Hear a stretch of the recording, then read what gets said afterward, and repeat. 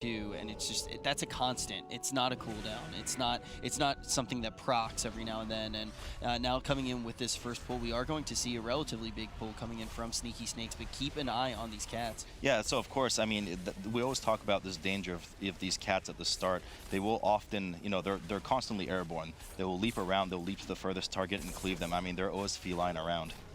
Oh man, I thought you were gonna. Okay, so what I thought was gonna happen was you were gonna talk about something like interesting and like important, like oh maybe like the Death Knights can like grip them or something like that, because I know that that can happen in Court of Stars. Ironically, this cat animation for jumping is a bit too fast to actually grip, and in most of the time, even if you do grip it midair, unlike the cats in Court of Stars, they will still get their damage off, even if their graphic doesn't actually end up landing on the ranged one. Okay, please appreciate my feline joke. So we got in the information, we got in the pun. Now we can actually look at both of these squads. Can see that Team Big Pool is a little bit ahead here. They do have the stranger comp. Like we'll know. Like it definitely is like bringing the double rogue.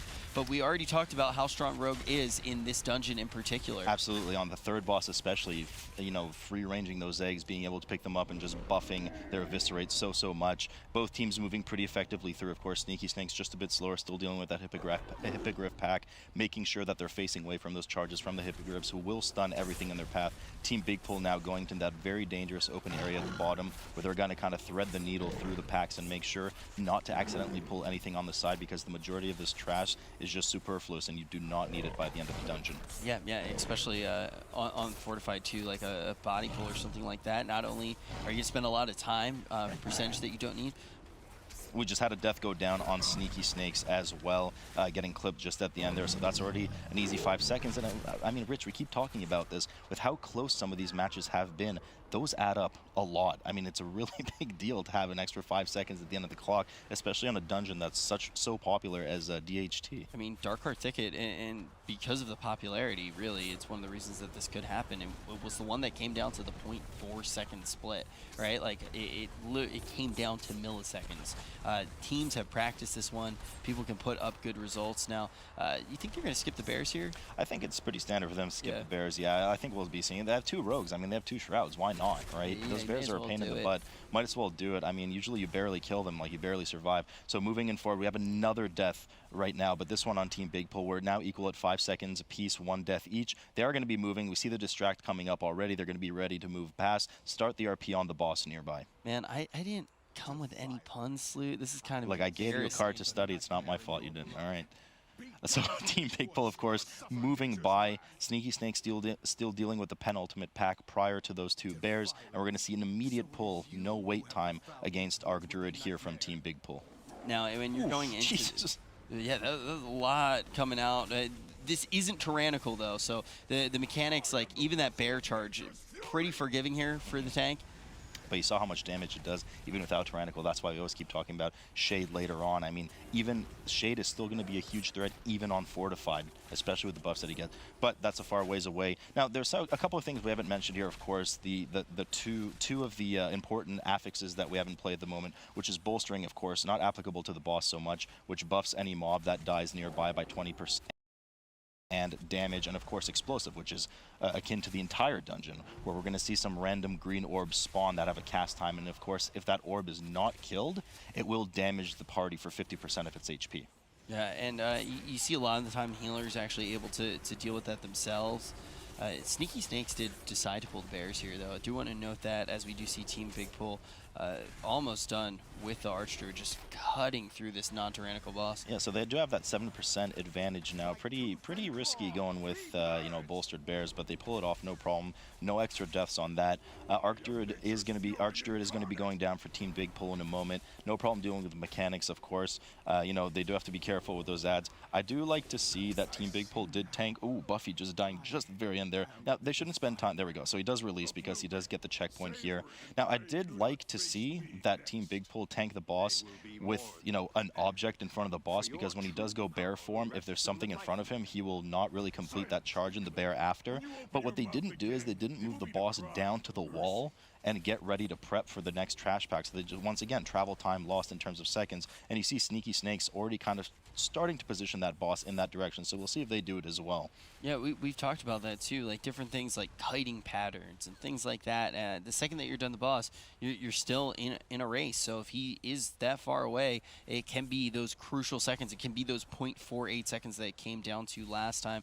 Now Team Big Pool, this is one of those other areas that you often see skips actually coming in and actual trash skips, and because they have both of these rogues, they should have another Shroud of Concealment here to get that online. Sneaky Snakes, I'm assuming that they want to skip at this point because they didn't use their Shroud of Concealment there, and they actually went in on the Bears, so they still do have one Shroud. I don't know. It's a tough call with Fortified. I mean, they could Shroud the Keeper pack, but I don't know if it'll be...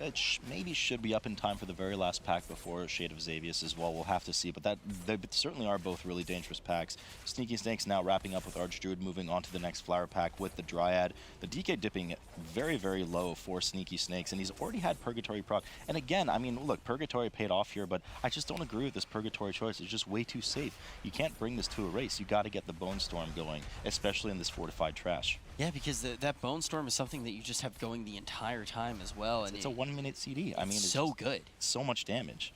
Team Big Pull chewing through the rest of these flowers, getting ready to move on to the next trash, that double keeper pull that we talk about. Now, the reason, of course, for those at home, oh, they just double sap and go right through. All right, then. That works. Okay, so they don't deal with that at all. Now, the reason I was going to say that trash is such a pain in the butt pull for everybody is because those keepers have an aura around them that constantly heals any of these flower mobs nearby. So the flowers just never die. So you almost have to double kill a trash back first. You got to kill the 2 keepers, then you got to kill the 3 flowers with them. So it's really hard to make efficiency out of that pull rather than just not dealing with it.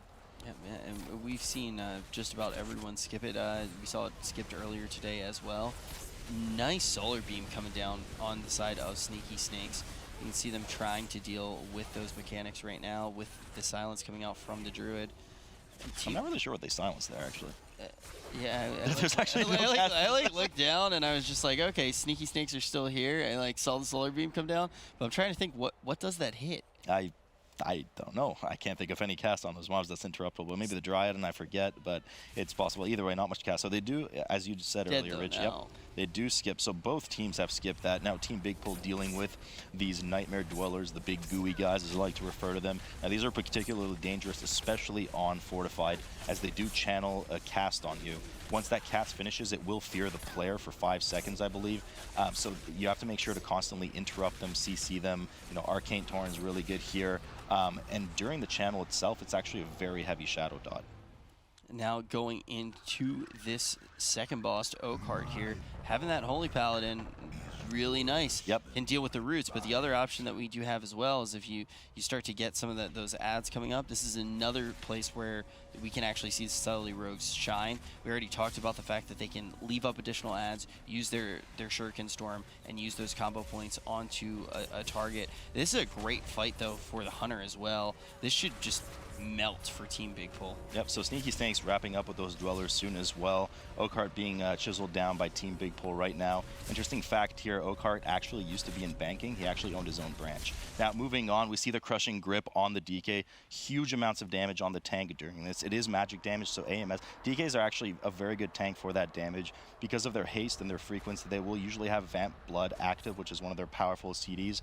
Active for every single Crushing Grip, which happens about every 30 seconds, along with Anti-Magic Shell, which absorbs a lot of magic damage every other grip as well. So DK is a very good position for this. And then in the meantime, of course, Rich, we do have to deal with that big AoE stomp on all the players. Yeah, that AoE stomp, we've seen it do a lot of damage even earlier today. Of course, that was on Tyrannical, but just a composition that is very able to handle this, and just a well-rounded comp all around. Having that Death Knight to handle the boss mechanics, and then just having literally a DPS that can die with cheat death. Yeah, die without dying. It's amazing. Yeah, and look, you can see that it was procced a little bit earlier for Kenvo. So moving on in a moment, Team Big Pull does down Oakheart, and we'll be able to move on a bit further now to these kind of little blobs coming up, followed by the big water elementals.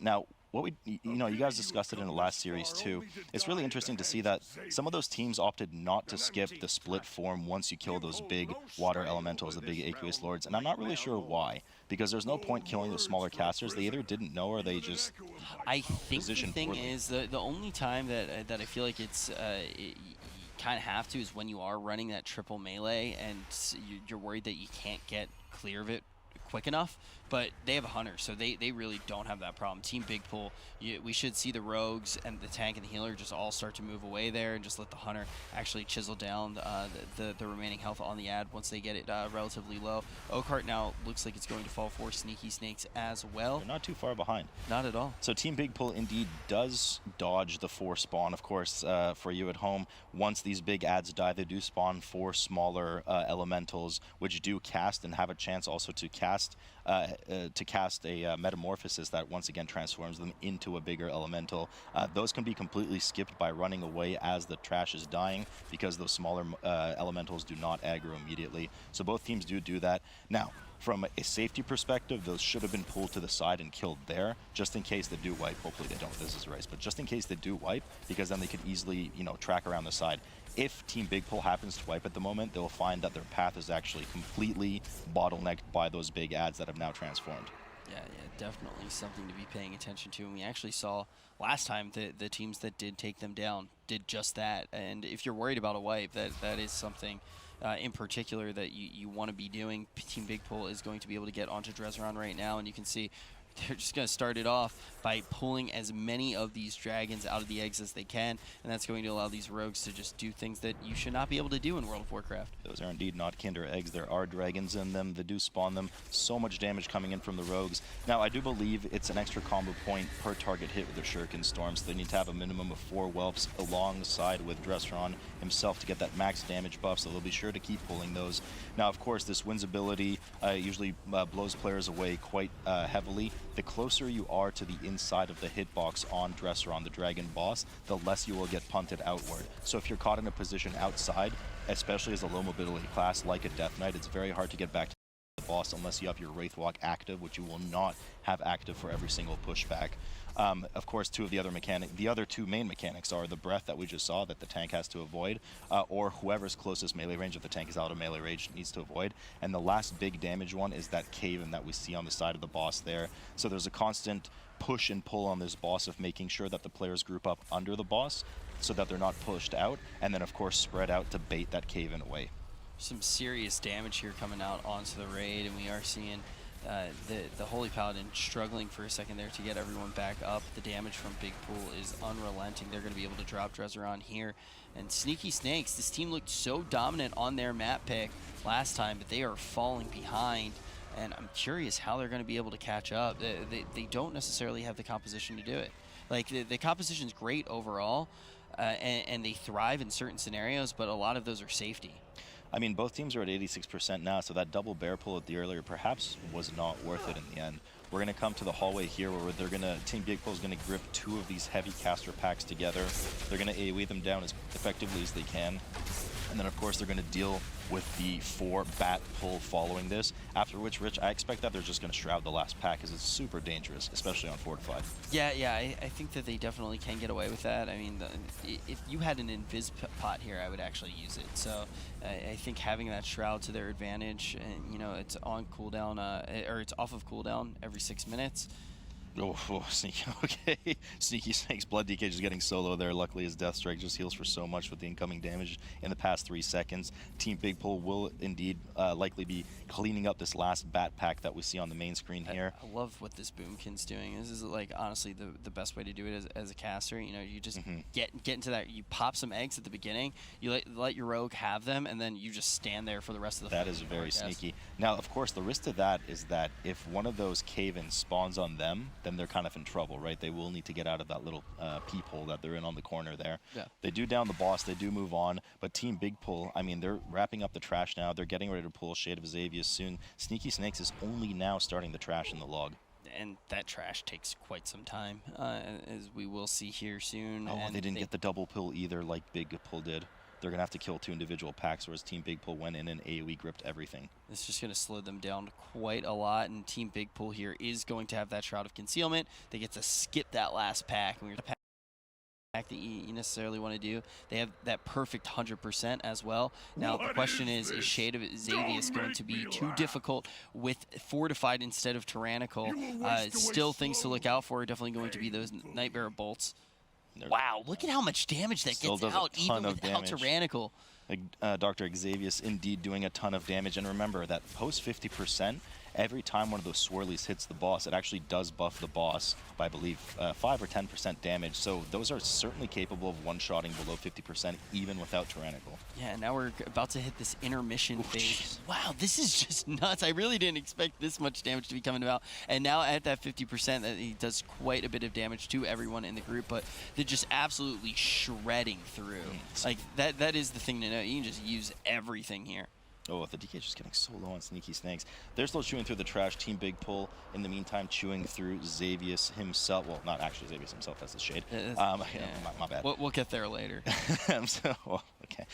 So Team Big Pull should be able to deal with this. Now, you can kite the boss around to avoid those swirlies falling from the sky to make sure that the boss doesn't get buffed. Usually it's not too worth it, again, especially on non-tyrannical with how low the boss is already. If you can move him, great. If not, it's a bit of pain in the butt because there's a lot of time he spends casting, and as a result, he is immobile. And there's a few debuffs going out on this boss, including the Paranoia that we see the Skull Rogue on the side have, that if anybody enters that area, they will nuke that Rogue for a ton of damage and cause a fear on them. So it's a little finicky moving this boss if you don't have to.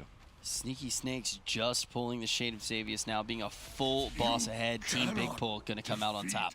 Yeah, that is going to do it. Big Pull manages to turn it around after losing game number 2, and well played to both teams. I gotta say, you know, coming into this, we haven't necessarily had too many matchups where there was a lot of parity on display, but these teams felt really evenly matched, and I really like what we saw from Sneaky Snakes, despite them not advancing. And I think there's a lot of room to be hopeful for them as a team, as you know they look to the future and more Mythic Dungeon Invitational style events. Yeah, I totally agree. I think the thing that was cool too was Maw of Souls. Really close between both of these teams, and then when we actually jump into the second and third game, each team kind of pulled